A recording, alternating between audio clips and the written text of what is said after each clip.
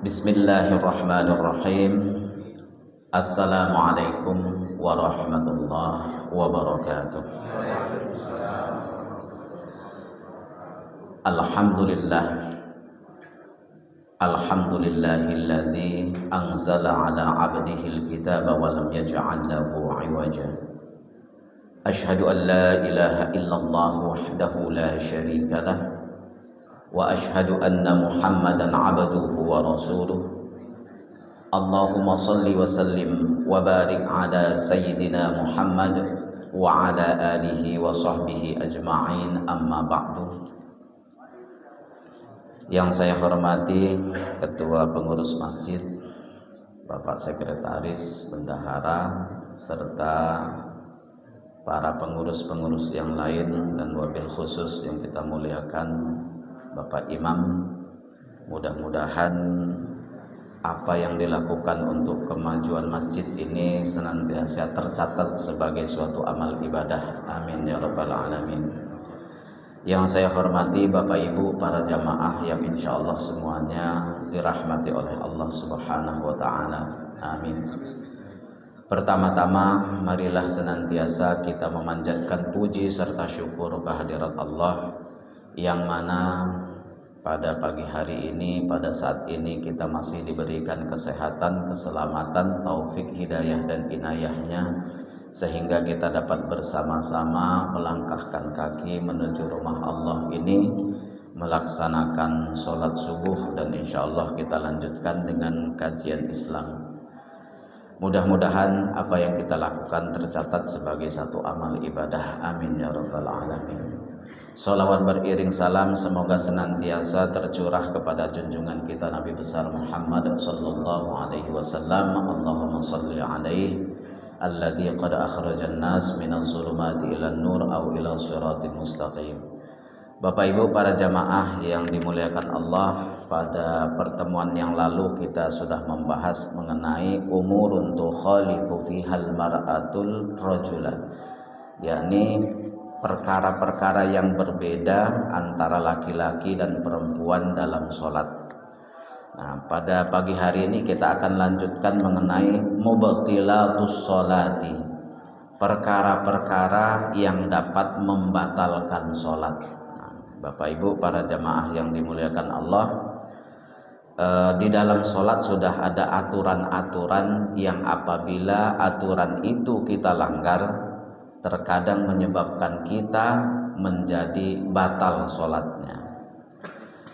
Di antara hal-hal yang dapat membatalkan sholat itu adalah yang pertama, al-kalamul amdu.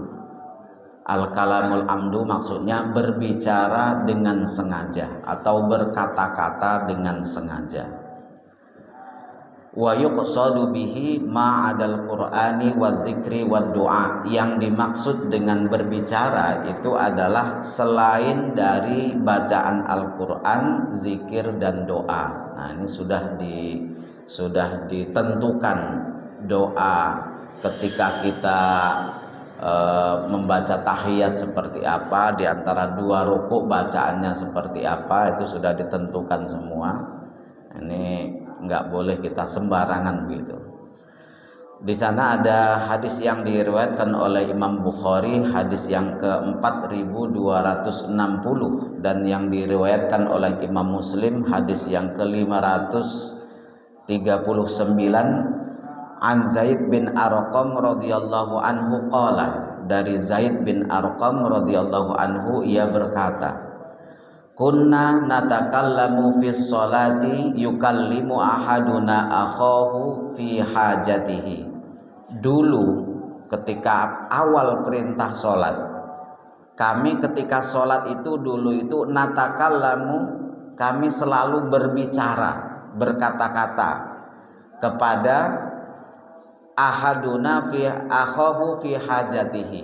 Jadi ketika ada keperluan, meskipun dalam sholat dulu kami sering berbicara kepada rekannya, jadi kepada saudaranya gitu.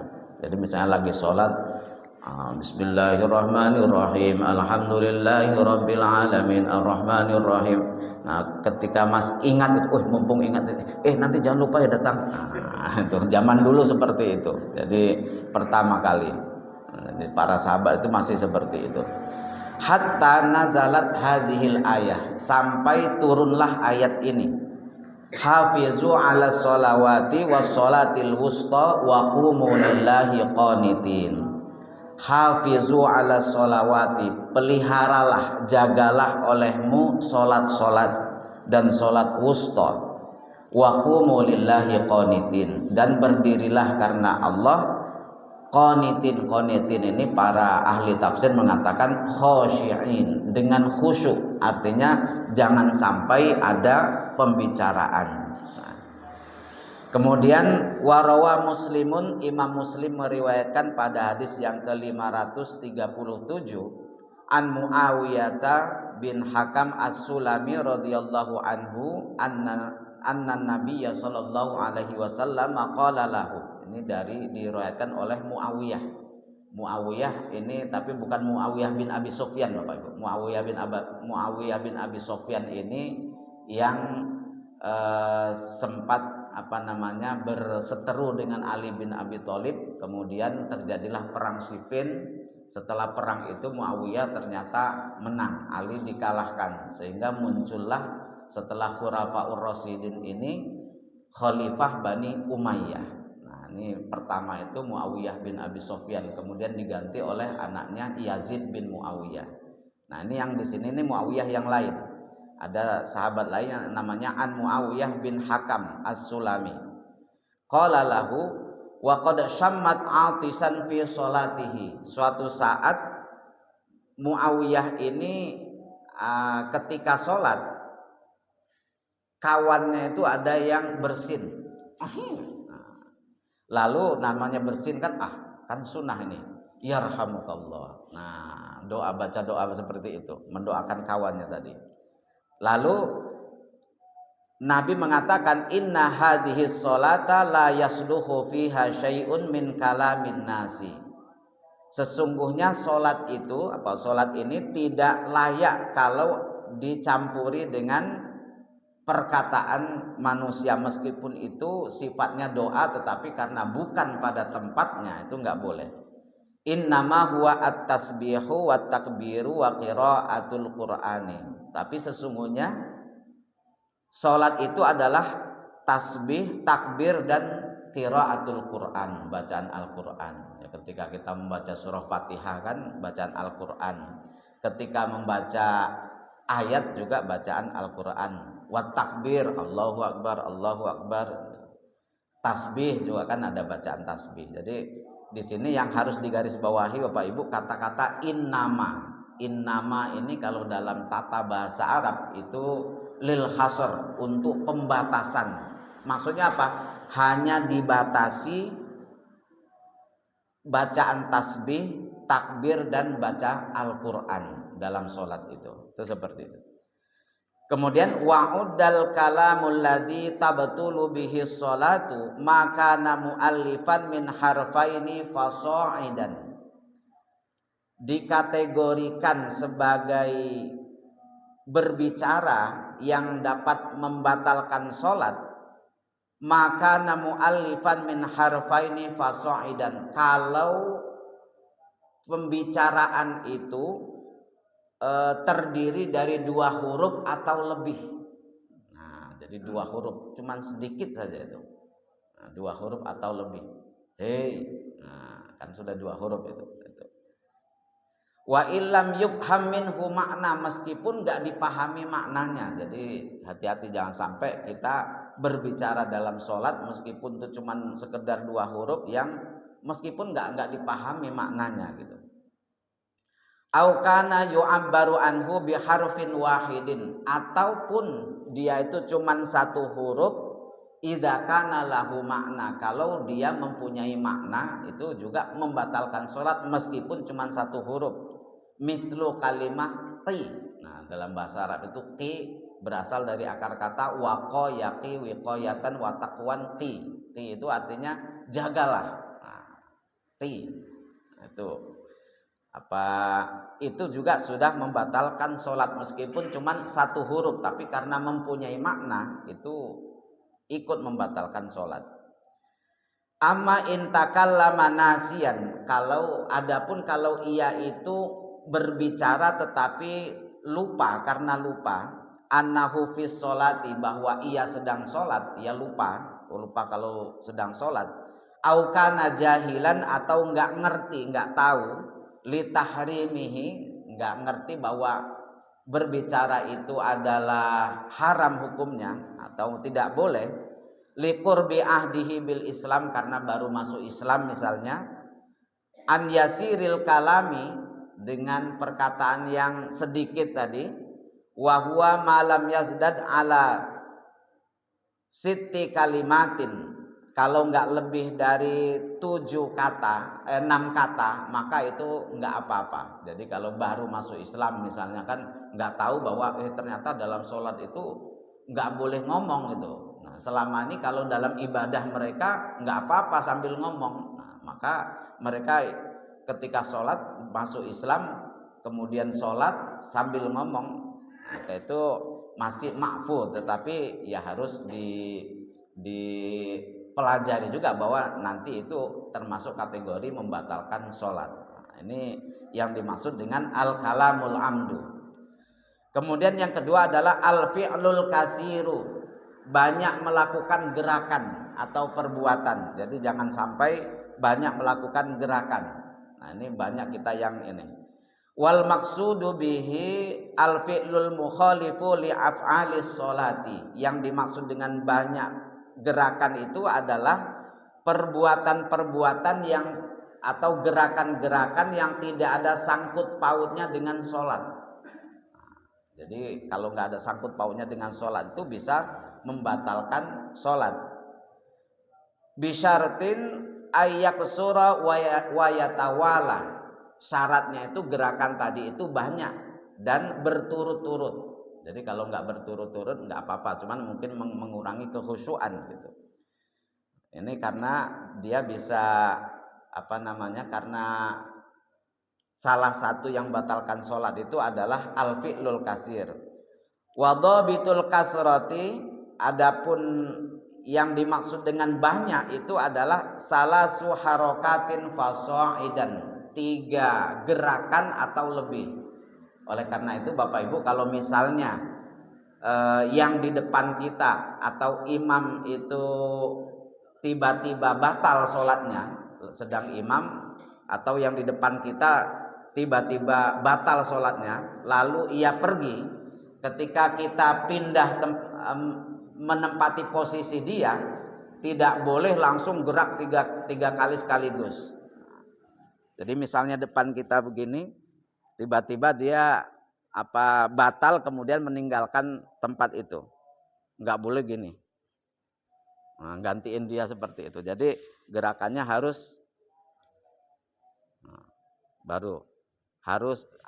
nggak boleh langsung begitu yatawala, nggak boleh berturut-turut, tapi harus diselingi dengan ini berhenti sejenak. Nah, ini yang dimaksud itu seperti itu. Kemudian yang ketiga yang membatalkan sholat itu adalah mulaqatu najasatin li saubin au badanin. Tiba-tiba terkena najis, baik itu saubin, bajunya, pakaiannya, au badanin, atau badannya. Lagi sholat tiba-tiba kok ada cicak, kotoran cicak, itu membatalkan sholat. Wal maksudu bil mulaqat, yang dimaksud dengan terkena najis itu adalah antasiban najasatu syai'an minhuma, terkena najis baik itu pakaian maupun badan, summa la yubadirul musolli ila ilqaiha fauran, kemudian orang yang sholat itu membiarkan, nggak segera membuangnya. Nah, jadi yang dimaksud itu, kalau misalnya ada tai cicak misalnya gini, nah tiba-tiba ada tai cicak langsung kita buang begitu, maka nggak batal sholatnya. Tetapi kalau ada tai cicak, biarin indah juga dipandang, nah itu baru membatalkan sholat seperti itu. Fa inda idzin tabtulus sholatu, kalau dibiarkan maka sholatnya menjadi batal. Nah, karena enggak mencukupi syaratnya. Syaratnya kan suci badan, pakaian dan tempat. Nah, itu berarti badannya atau pakaiannya atau tempatnya enggak ini. Tetapi kalau misalnya dia itu di tempat di depan kita najis tadi, ketika kita ruku sujud enggak terkena ya enggak apa-apa. Jadi kalau enggak nempel ya enggak apa-apa gitu. Kemudian fa in asabathun najasatu bi ilqa'i rihin aw nahwihi wa tumkinu min ilqa'iha anhu fauran. Nah, jadi kalau terkena najis akibat hembusan angin misalnya, kemudian memungkinkan untuk dibuang secara langsung, bi an kanat yabisatan, karena najis itu kering. Jadi kalau najisnya kering kan bisa dibuang langsung gitu. Lam tabtul sholatuhu, maka sholatnya itu enggak batal. Nah, jadi kalau basah kan enggak mungkin langsung, kecuali kalau misalnya lagi sholat tuh ada kucing sur gitu. Aduh. Nah, ini kan enggak bisa dihilangkan yang namanya basah kan gitu. Nah, itu berarti mau enggak mau harus diulang sholatnya, itu harus dibersihkan dulu najisnya, diganti baju dan lain sebagainya. Tapi kalau kering itu bisa langsung ditepis misalnya, bisa nggak apa-apa. Ini yang ketiga. Yang keempat Bapak Ibu, yang menyebabkan sholat menjadi batal adalah inkisyafu syai'in minal aurati, terbuka dari auratnya. Jadi kalau auratnya terbuka, ini bisa membatalkan sholat. Nah, bagaimana ininya? Aurat laki-laki dan aurat perempuan. Nah, kemarin perasaan sudah ini ya, yang kalau perempuan semua badannya kecuali muka dan telapak tangan. Kalau laki-laki baina surratihi wa rukbataihi, antara pusar dan lutut. Tapi ya kalau ini alangkah nggak sopannya kalau cuman yang ditutup cuman itu doang gitu. Kecuali sedang lagi kita bersawah gitu kan, di sawah bajunya kotor semua penuh lumpur, ada satu sarung, nah digunakan untuk sholat satu sarung, itu ya nggak apa-apa menutupi dari sini gitu. Tapi kalau kita di kota ini ya sangat ganjil kalau seperti itu. Fa in kasyafal musolli syai'an min auratihi amdan batalat sholatuhu mutlaqan. Kalau orang yang sholat itu membuka atau menyingkap auratnya secara sengaja, batalat sholatuhu mutlaqan, maka sholatnya batal secara mutlak. Misalnya lagi sholat begini, tiba-tiba diangkatnya, pahanya kelihatan begitu. Meskipun langsung ditutup lagi, itu batal sholatnya, meskipun cuma sebentar. Amma in kasyafa biduni qasdihi, kalau dia itu tersingkap tanpa kesengajaan, fa in asra'a fasataroha fauran, kemudian ia cepat-cepat menutupnya, maka lam tabtul, maka sholatnya enggak batal. Misalnya kena angin gitu kan, kena angin tersingkap cepat-cepat ditutup, itu enggak apa-apa, enggak batal gitu.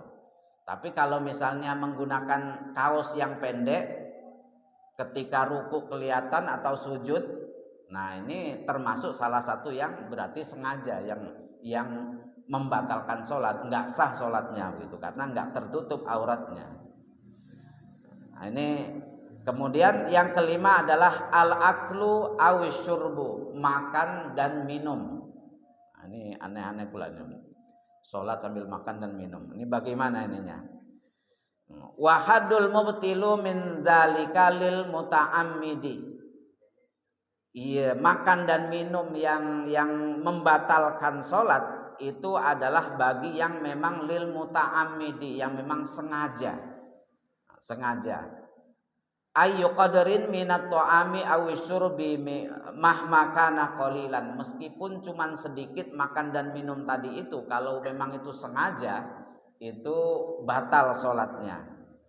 Amma bin nisbati li ghairil muta'ammidi, adapun kalau dia enggak sengaja, kan ada juga yang enggak sengaja itu. Mungkin ada sisa-sisa makanan tuh kan, pas baca iyyaka na'budu wa iyyaka nasta'in, sisa dagingnya keluar. Nah, itu bagaimana yang seperti itu? Nah, ini amma bin nisbati li ghairil muta'ammidi fayustaratu ayyakuna katsiran fil urfi. Kalau itu banyak, itu menyebabkan sholatnya juga menjadi batal. Nah, kalau sedikit enggak. Ukurannya apa? Banyak dan sedikit. Nah, ini wa qad qadarul fuqahaul katsiru bima yablughu majmu'uhu qadra khamsatin. Jadi para fuqaha ini jamak dari faqihun, para ahli fikih. Ulama-ulama fikih namanya disebut fuqaha. Para ahli fikih itu membuat takaran bahwa yang dimaksud dengan banyak itu kalau dia bima yablughu majmu'uhu qadra hamsatin, kalau ukurannya itu sebesar kacang kedelai. Nah, jadi kalau sebesar kacang kedelai itu sudah termasuk kategori banyak. Kalau sengaja misalnya lagi makan kok dari gigi yang berlubang itu keluar daging tadi kayaknya agak besar, nah, karena mungkin lubangnya itu besar giginya tadi itu. Nah, kemudian sayang nih kalau terbuang nanti daging ini mahal, daging sekilo berapa katanya. Nah, rasanya enak pula rendang tadi itu. Nah, ini kalau seperti itu maka membatalkan sholat. Kalau memang itu besar gitu. Kemudian falau kana baina asnanihi baqaya min ta'amin la yablughu hadzal qadru fabala'aha minar riqi duna qasdin lam tabtul. Kalau di antara gigi-giginya itu ada sisa-sisa makanan yang ukurannya kecil-kecil, nggak sampai sebesar biji kedelai tadi ya. Kalau antara gigi saya kira kecil-kecil ya, nggak sampai sebesar kedelai tadi itu. Kalau kemudian ia tertelan bersama ludah, lam tabetul, maka sholatnya sholatnya itu tetap sah, nggak batal. Nah, jadi kalau cuman kecil-kecil ada sisa itu nggak membatalkan sholat Bapak Ibu. Tapi ya kalau bisa jangan sengaja ditelan begitu, biarkan saja. Nah, kalau memang mau tertelan bersama ludah ya biarin begitu. Nah, ini nggak apa-apa, kecuali kalau memang besar tadi itu. Kemudian wa yadkhulu fi haddi ta'amil mubtili lis-sholati ma law kana fi famihi sakratun.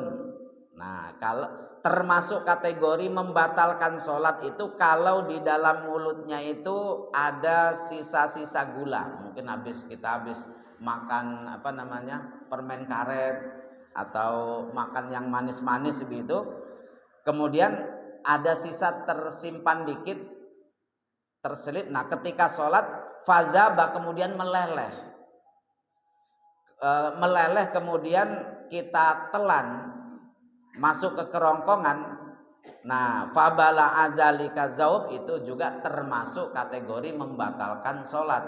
Jadi jangan sampai ada sisa-sisa manis-manis itu kan jelas mengurangi kehusuan juga. Oleh karena itu sebelum kita sholat, ketika berwudu itu kan harus bersih begitu, berkumur-kumur terlebih dahulu, bila perlu bersiwak, gosok gigi kalau memang makanan itu makanan berat dan diperkirakan bisa mengganggu kehusuan sholat. Jadi dibersihkan dulu. Kemudian yang keenam, al hadasu qabla taslimatil ula. Ternyata ketika kita sholat belum salam yang pertama itu berhadas, tiba-tiba buang angin misalnya, lagi mau tahiyat akhir itu kan, at-tahiyatul mubarakatus shalawatut thayyibatul lillah. Berhadas itu kan.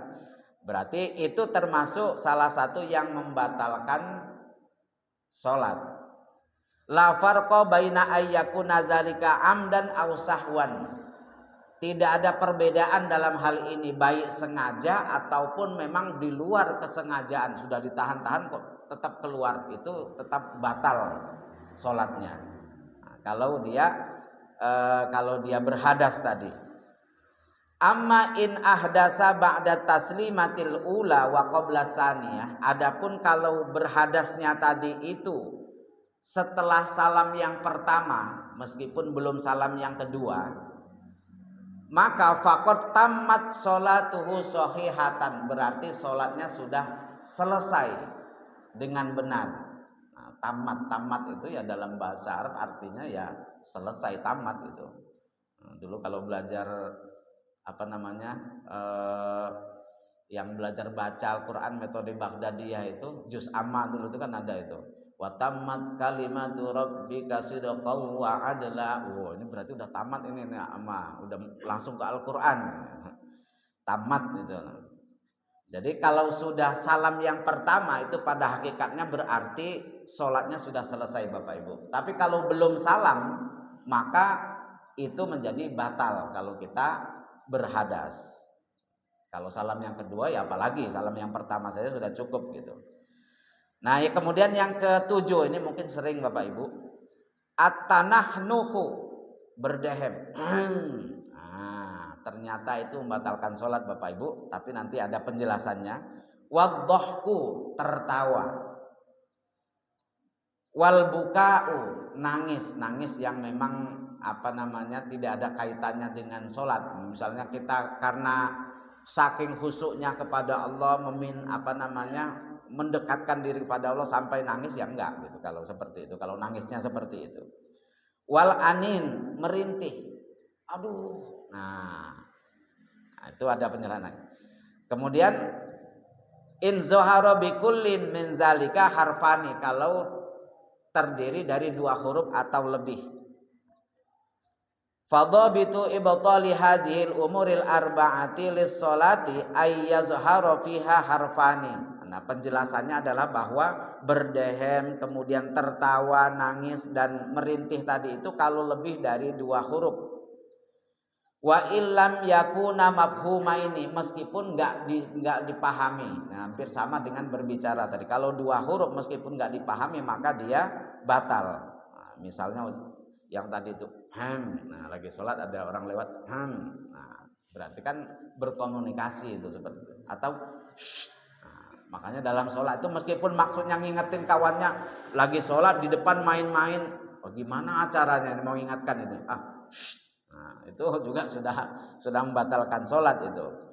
Amma in kana qalilan bihaitsu lam yusma' fihi illa harfun wahidun. Adapun kalau dia itu cuman sedikit yang hanya terdiri dari 1 huruf, aw lam yazhar fihi ayu harfin la tabtul, atau tidak keluar huruf sama sekali, maka itu enggak membatalkan sholat.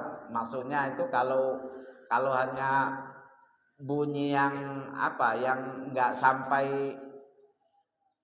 sampai menimbulkan satu komunikasi, itu enggak apa-apa itu.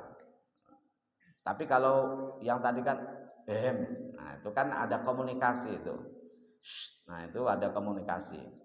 Nah, ini penjelasannya lagi, hadza idza lam yakun maghluban ala amrihi. Ini kalau dalam keadaan terpaksa. Jadi kadang kita ada terpaksa Bu ya. Ketika kita sholat tiba-tiba pengen batuk gitu. Nah, ini bagaimana ini? Nah, jadi harus berdehem kan kalau seperti itu. Nah, itu nggak apa-apa kalau terpaksa seperti itu. Kalau nggak begitu kita batuk kan gitu. Nah, ini nggak apa-apa. Namanya idza lam yakun maghluban ala amrihi bi an ta'ammada dzalika. Amma idza ghalaba alaihi bi an aja'ahu su'alu aw ghalaba alaihi dhahku lam tabtul sholatuhu. Nah, kalau dia dalam keadaan terpaksa, mungkin karena tadi habis nonton film yang lucu-lucu, film dono misalnya. Nah, atau acara-acara TV yang lucu sehingga teringat terus kita. Jadi kadang agak ketawa, nggak bisa nahan tertawa, atau sedang sholat ada yang gangguin begitu kan. Nah, ini kalau nggak sampai apa namanya, kalau tertawanya itu nggak sampai keterlaluan maka nggak apa-apa, itu nggak batal ya. Tapi kalau yang sampai terbahak-bahak ya jelas itu membatalkan sholat itu. Amat tabassum, adapun senyum, kalau sekedar senyum, fala tabtulu bihi sholatu, maka enggak batal sholatnya. Jadi kalau cuma tersenyum enggak apa-apa. Yang batalkan itu kalau sampai puas, kalau sampai tertawa tadi itu terbahak-bahak. Kemudian wa kadzalika dzikru wa du'a'u idza qasada bihi mukhatabatun nas. Termasuk di sini zikir atau doa yang sifatnya itu berbicara dengan orang lain, yang seperti tadi itu yarhamukallah. Nah, itu kan mendoakan orang yang ini kan syafakallah. Nah, tahu yang di sebelahnya kayaknya kemarin lagi sakit ini kan syafakallah, mudah-mudahan Allah menyembuhkanmu. Nah, itu termasuk kategori membatalkan sholat, nggak boleh kalau dalam sholat. Fa innaha tabtulu, maka itu menjadi sholatnya itu batal. Kemudian yang ini dua lagi Bapak Ibu, dikit lagi. Taghayyurun niyati, berubah niat. Nah, berubah niat ini misalnya kita sedang sholat, tiba-tiba ada orang yang ngetok-ngetok pintu atau assalamualaikum. Wah, ini kayaknya Pak Ahmad ini, mau bayar utang ini. Nah, kalau saya nggak cepet jawab, dikirain nggak jadi bayar nanti dia. Nah, lalu kita berubah niat. Wah, udahlah saya itu sholat, lanjutkan sholat dulu apa ini dulu. Seperti itu sudah termasuk kategori membatalkan sholat karena dia sudah ragu-ragu dan lebih sudah berubah niatnya begitu. Antara meninggalkan sholat atau melanjutkan sholat, ya mendingan ya sudah. Kalau memang seperti itu tunda dulu sholatnya, nggak apa-apa. Jadi selesaikan dulu utang piutang tadi itu gitu kan, apalagi kita dapat duit kan gitu. Mungkin setelah itu sholatnya lebih khusyuk kan gitu. Pas begitu datang tiba-tiba bukannya bayar hutang, nambah hutang ternyata. Wah, rugi dah. Ini taghayyurun niyati. Kemudian yang terakhir Bapak Ibu, istidbarul qiblati, membelakangi kiblat atau tidak menghadap ke kiblat. Nah, di sini disebutkan li'anna istiqbalaha syaratun asasiyun min syurutis sholati, karena menghadap kiblat ini syarat mutlak sahnya sholat tadi itu. Jadi kalau ternyata kita salah, sengaja gitu ya, sengaja maksudnya, sengaja membelakangi sebentar, itu maka hukumnya batal sholatnya. Kalau kemudian kita nggak sengaja, misalnya orang iseng muterin kita gitu, misalnya sholat lagi di atas sampan misalnya, atau di atas kapal, di atas sampan lah gitu. Kita pas sholat sudah menghadap kiblat, kemudian datang kawan iseng diputarnya. Nah, maka kalau kita nggak cepat mengarah ke kiblat lagi, itu batal sholatnya. Jadi harus cepat mengarah ke kiblat lagi. Ini kalau misalnya kita terpaksa. Tapi kalau memang atas kehendak kita sendiri, misalnya lagi sholat, balik sebentar baru hadap ke kiblat lagi, itu batal. Makanya salah satu makruh dalam sholat itu kalau kita menoleh dengan menggunakan leher. Nah, itu makruh. Tetapi kalau menolehnya termasuk dada, itu sholatnya jadi batal karena dia nggak menghadap ke kiblat. Ada sedikit yang sengaja nggak menghadap ke kiblat.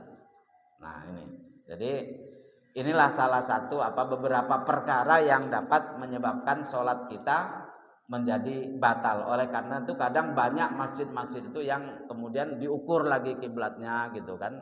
Ya namanya bumi ini terkadang akibat gempa yang kadang terasa kadang tidak, kadang agak berputar sedikit itu. Kadang-kadang memang ya ada dalam teori ini memang memungkinkan untuk berputar arah kiblat tadi itu.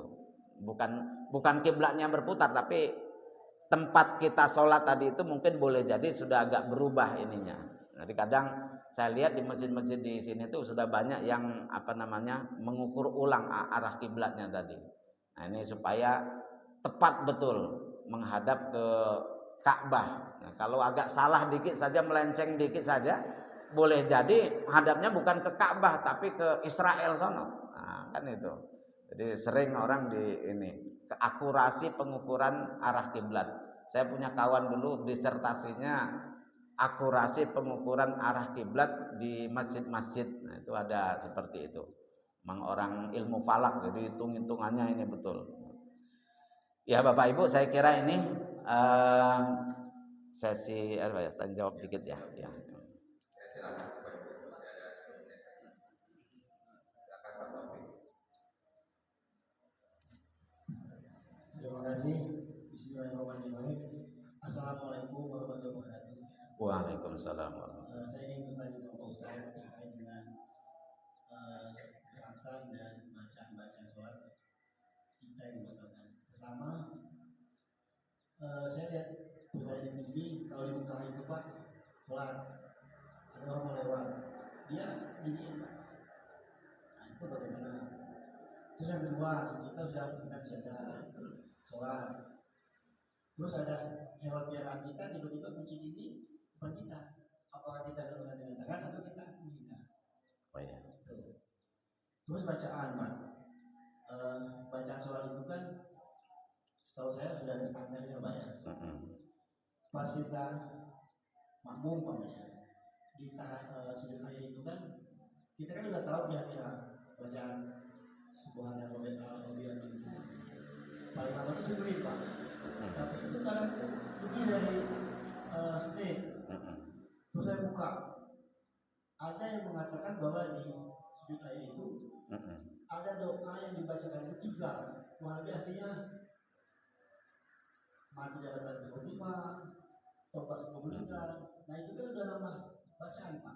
Iya. Boleh nggak itu, Pak? Iya. Terakhir, Pak, saya juga lihat di TV itu di Mekah itu, Pak, saya perhatikan orang sholat sebelum zuhur itu berangkat, Pak. Sebenarnya pemandangan-pemandangan di kita banyak, jangan itu banyak berangkat. Nah itu ada hadis pernah saya baca yang artinya itu kalau kita sholat 4 rakaat sebelum zuhur itu terhindar dari api neraka. Nah hadis itu soalnya enggak, Pak. Terima kasih. Wassalamualaikum warahmatullahi wabarakatuh. Waalaikumsalam warahmatullahi wabarakatuh. Ini agak banyak jadi nampaknya jawab dulu ya. Yang pertama tadi, ketika orang sholat kemudian ada yang mau lewat, tangan kita begini. Nah, ini bagaimana? Salah satu yang dilarang itu adalah ketika kita harus lewat di depan orang yang sholat. Ini dalam satu hadis dijelaskan lebih baik menunggu 60 tahun daripada kita lewat di depan orang yang sholat. Nah, makanya kalau ada orang yang sholat kemudian lewat, untuk melarang itu kadang tangannya seperti ini, nggak apa-apa seperti itu. Jadi bukan membuat gerakan baru, karena memang dia mengasih tahu bahwa dia sedang sholat begitu. Tapi bukan berarti gini-gini, nah gini baru itu batal itu. Dan makanya salah satu yang disunahkan sebelum sholat itu biasanya memberi tanda di depan kita. Apa itu? Dengan ngasih sajadah, naruh sajadah misalnya. Atau di depan, kita berada di posisi depan yang ada dindingnya, sehingga kalau orang lewat kan jarang begitu kan. Cari posisi yang seperti itu. Ini sunnah-sunnah dalam sholat itu banyak. Ada sunnah sebelum sholat, ketika sholat, dan sesudah sholat. Nah, sebelum sholat itu salah satunya tadi memberi tanda gitu. Nah, entahlah itu HP ataukah sajadah ataukah apa gitu. Kalau orang cuma berdiri biasa kan kadang nggak ngerti ini sedang sholat atau tidak gitu. Apalagi posisinya di tengah begitu kan. Nah, tempat orang lewat, makanya kadang di belakang tiang gitu. Jadi yang jarang orang lewat seperti itu. Nah ini salah. Jadi kalau memang dia begini nggak apa-apa gitu, bukan membatalkan sholat itu. Itu yang pertama. Kemudian yang kedua mengenai bacaan-bacaan ketika kita sedang sholat.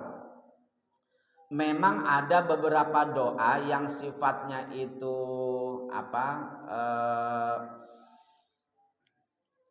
ada tuntunannya begitu, ada dasarnya. Misalnya sebelum salam itu kan ada doanya itu nggak apa-apa. Tetapi kalau doa yang sifatnya kita buat-buat gitu, kemudian dilafadzkan, ini para ulama mengatakan ini salah satu yang tidak dibolehkan. Meskipun saya pernah dengar ada ulama yang membolehkan, cuman saya lah kalau kayak gini nanti kita doa macam-macam, bacaan macam-macam nanti gitu kan.